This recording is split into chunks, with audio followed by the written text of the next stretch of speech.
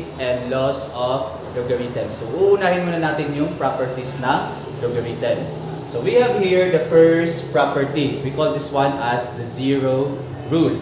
So, according to the zero rule, the logarithm of 1 to the base b will always be equal to 0. Okay, so bakit 0 yung magiging sagot niya? So, if we're going to change this one into exponential, it will become b raised to 0 is equal to 1. Now, we all know that any numbers or variables raised to 0, that will always be equal to 1. So, para maging 1 yung answer natin dito, kailangan natin erase yung base natin by 0.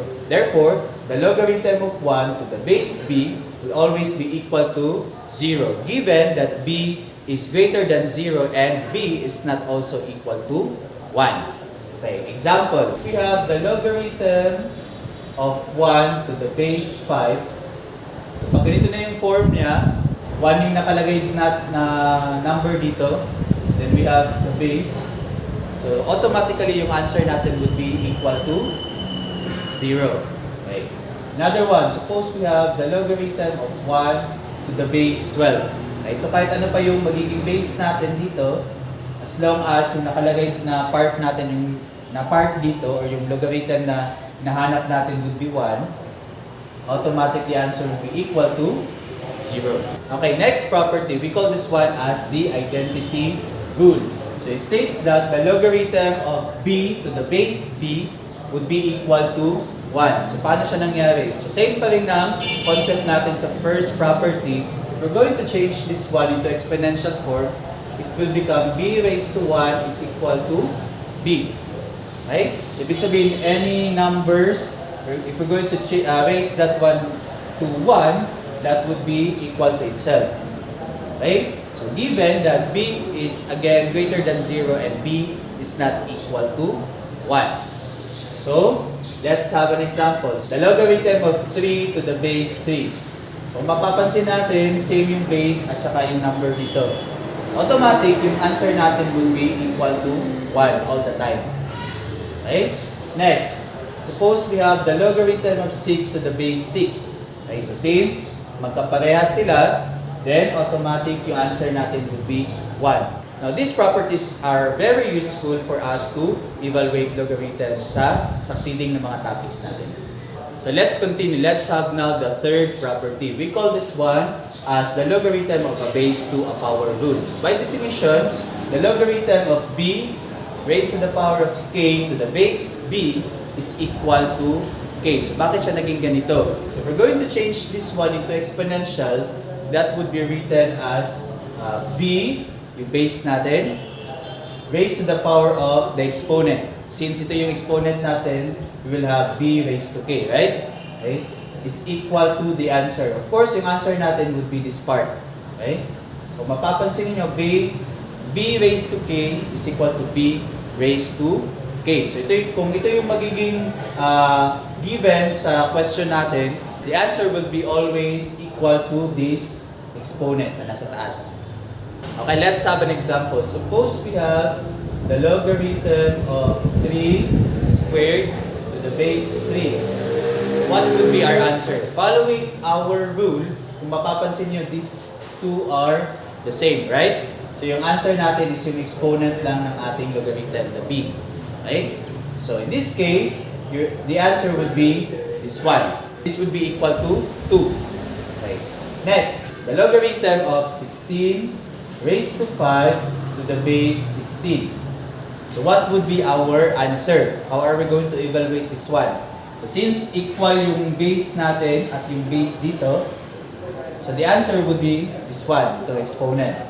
So we will have 5 as our answer. Okay. Now let's have the last property of logarithm. We call this one a base to a logarithm power rule. So we have b raised to the power of the logarithm of k to the base b. So that would be equal to k. So again, paano ba siya naging ganito? So if we're going to change this one into logarithm, since exponential ito siya, this will become the logarithm of the answer. Yung answer natin is k, right? K to the base b, ito yung base natin, b, is equal to the exponent. So ito yung magiging exponent natin, itong whole expression na ito sa taas. So you will have the logarithm of k to the base b. So equal lang sila, dalawa. Okay, example. Suppose we have 2 raised to the power of the logarithm of 5 to the base 2. Again, yung expression natin ng logarithm is an exponent of the base 2. Okay. So, following yung form natin or property natin, if yung dalawang base natin ay same or magkaparehas, automatic yung answer natin would be this one. Okay? So, the answer here would be equal to 5. Next example, suppose we have 5 raised to the power of logarithm of 7 to the base 5 is equal to. So, yung given natin ay same ng form ng property natin. So, yung 5 na base dito sa baba at yung base din natin sa logarithmic expression ay magkaparehas. Therefore, yung answer natin is this one. Okay? So, the answer for this one is equal to 7. So, after discussing the properties of logarithms, we're going to proceed now with the laws of logarithms. So, we have 3 laws of logarithm. So, the first law is what we call the product rule. So, in symbols, we can write this one. We can write that one as the logarithm of m times n to the base b is just equal to the logarithm of m to the base b plus the logarithm of n to the base b. So what does the product rule means? It simply means that the logarithm of the products is the sum of the logarithms of the factors.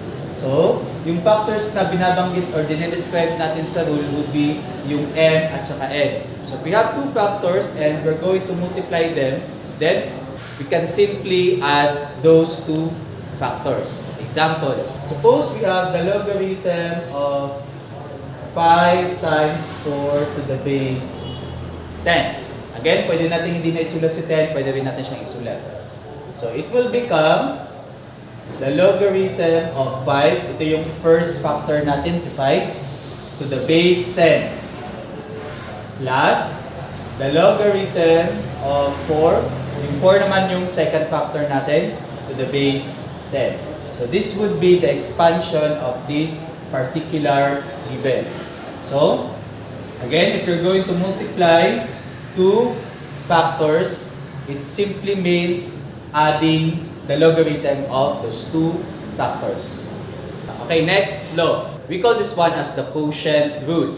So, it states that the logarithm of m divided by n to the base b is just equal to the logarithm of m to the base b minus the logarithm of n to the base b. So, kung kanina sa product rule, we added the 2 factors, this time, we're going to subtract them. So, if you're given a ratio of logarithms, suppose we are going to divide m and n, all we need to do is to find the difference of those 2 logarithms. So, we will have the logarithm of n to the base b minus the logarithm of n to the base b. So, para mas maliwanag, magbibigay ako ng example. Suppose we have the logarithm of 12 over 2 to the base x. Okay, so how are we going to solve this one? So since division siya, then we're going to use the quotient rule. We're going to subtract the logarithm of the numerator by the logarithm of the denominator. So yung numerator natin is 12, yung denominator naman natin is equal to 2. So it will become the logarithm of 12 to the base x, again same lang sila na base, minus the logarithm of 2 to the base x. Now let's have the last law. We call this one as the power rule. In symbols, we have the logarithm of m raised to the power of k, the base b is just equal to k times the logarithm of m to the base b. So ano bang ibig sabihin nito? It simply means that the logarithm of an exponential form is just equal to the exponent times the logarithm of the base. So if you're given an example like this, all you need to do is to multiply the exponent sa logarithm na nasa base natin. Okay. Example, suppose we have the logarithm of 5 cubed to the base 10. So how are we going to simplify this one? So kung mapapansin natin, this is just similar to our power rule. So all we need to do is to get the exponent of the exponential form and multiply this one to the logarithm of our base. So yung 3, ilalagay lang natin as numerical coefficient of this logarithm. So it will become 3 times the logarithm of 5 to the base 10. Okay? Or pwede rin natin siyang i-simplify. Pwede na natin kunin yung or tanggalin yung multiplication sign. It will become 3 times the logarithm of 5 to the base 10. This time we're going to try some exercises. So we're going to use the 3 laws that we have discussed to simplify the following. Suppose we have the logarithm of x over y. So again, yung base natin ay 10. Yung 10 na base ay pwede na natin siyang hindi isulat. So this is an example of a common logarithm. Since division, then we're going to subtract the logarithm of the numerator by the logarithm of the denominator. So yung answer natin dito magiging logarithm of x to the base 10, pwede natin hindi isulat sa 10, minus the logarithm of y. Okay? Uunahin mo na isulat yung logarithm ng numerator natin. And after that one, we're going to write the logarithm of the denominator. Okay? So we use quotient rule for number 1. Okay, how about number 2? So number 2, we have the logarithm of 6 to the base 10 plus the logarithm of 3 to the base 10. So yung operation natin would be addition. So since addition yung operation natin, it simply means na yung rule na gagawin natin dito would be the product rule. So pag addition yung given and if we're going to simplify that one, ibabalik natin siya sa multiplication. So we simply multiply the two factors. Ano ba yung two factors natin dito? We have 6 and 3. So it will be written as the logarithm of 6 times 3 to the base 10. Okay? Pwede rin natin siya i-simplify. Pwede natin gawing 18. And the next, or the last number, we have the logarithm of x squared. So again, yung base natin is 10. So in this problem, we're going to use the power rule. So yung exponent natin dito sa exponential na form, ilalagay lang natin or imumultiply lang natin sa logarithm ng base. Okay? So it will become 2 times the logarithm of x. And this would be our final answer. Now it's your turn. Try to answer the following questions.